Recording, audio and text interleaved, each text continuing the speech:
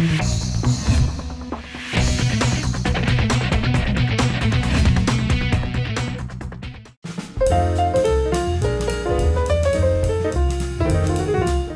그 가스레인지가 있는 거 보니까 네.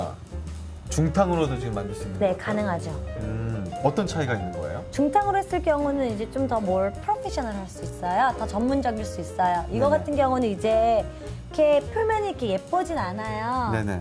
근데 하지만 아, 이걸 마이크로웨이브로 돌리는 네, 거예요? 이건 마이크로웨이브에서 지금 돌린 거거든요. 하지만 이제 이렇게 중탕으로 했을 경우에는 약간 좀 표면도 더 이렇게 깨끗하게 예쁘게 더 디테일을 살릴 네. 수가 있겠구나. 왜냐면 이제 온도를 정확히 할 수 네. 있기 때문에 이거 같은 경우는 온도가 정확하지 않잖아요. 네네네. 중탕으로 할 경우에는 불을 뜨겁게 하지 마시고 중간불. 이게 중탕이니까 그렇게 많이 필요 없나 봐요. 네, 그래서? 물이 많이 필요 없고요. 네. 근데 항상 이렇게 가스레인지를 사용하실 경우에는 그냥 이런 팥을 바로 하시면 안 돼요. 위험하시거든요. 항상 이렇게 보일러 2개를 이렇게 해가지고 중탕을 하셔야 돼요. 그냥 여기다가 이제 파라핀, 뭐죠? 소유악스를, 네, 넣는 소유악스를 넣을 건데요. 네네. 우선 저 같은 경우는 이 저울을 꼭 사용해요. 원래 저울 몇 파운드에 네. 얼마큼의 오일이 들어가기 때문에 하는데 그냥 우선은 그냥 여기다가 한번 만들어 볼게요. 일단 일반 가정에서 이런 저울이 필요 없잖아요. 네, 없잖아요. 없을 일반적으로. 경우에는 네. 그냥 눈 짐작으로 네네.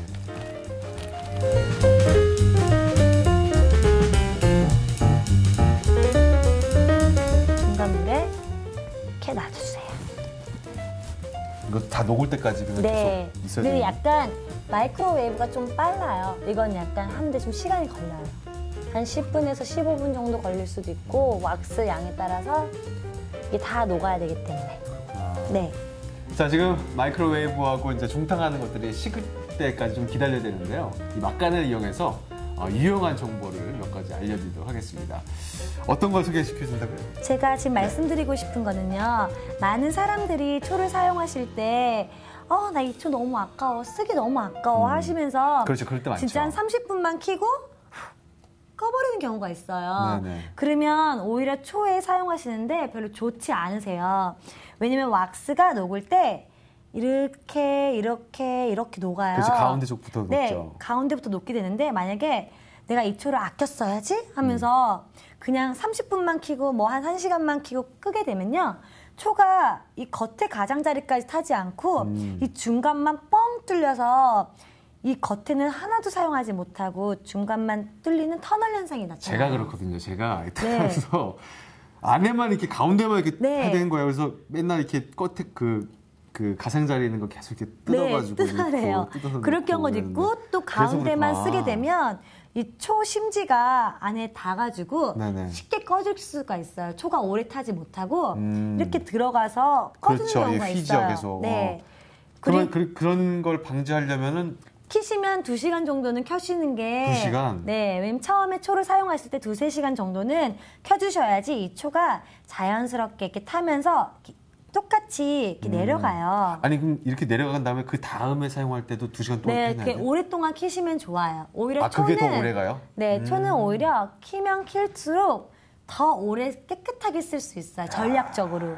근데 많은 사람들이 아낀다고 초를 조금만 켜고 끄고 조금만 켜고 끄는데 그게 오히려 초를 더 낭비하는 거예요.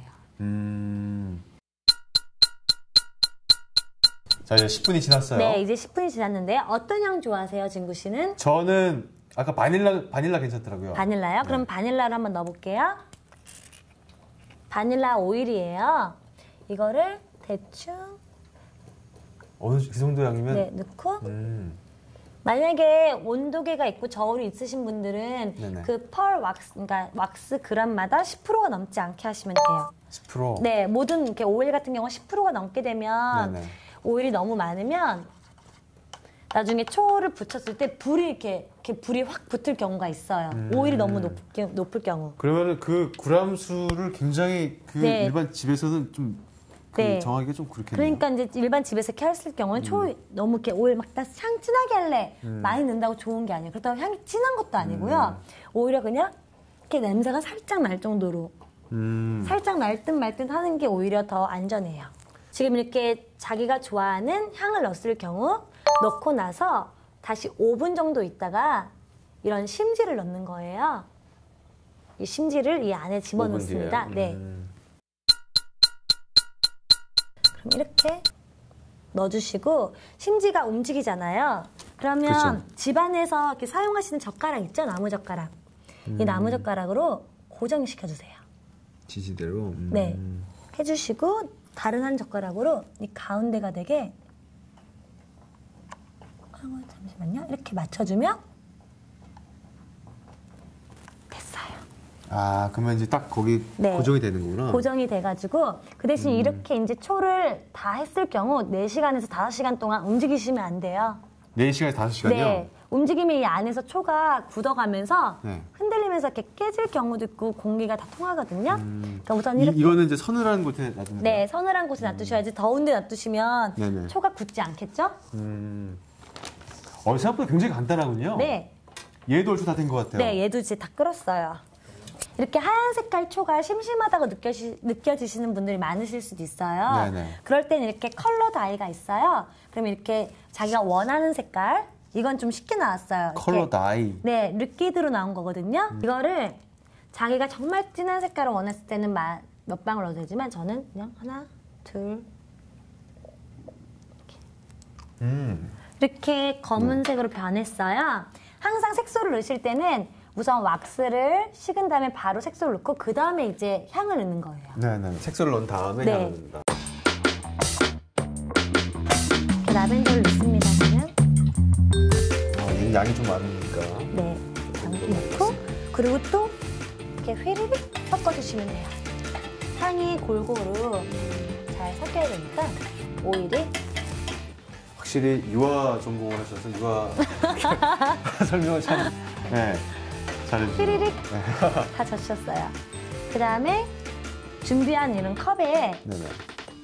심지를 면심지 이렇게 움직일 수 있기 때문에 저같이 종이컵이 아니고 저는 유리컵이기 때문에 미끄러워서 네네. 이렇게 시중에 팔아요. 글루닷이라고.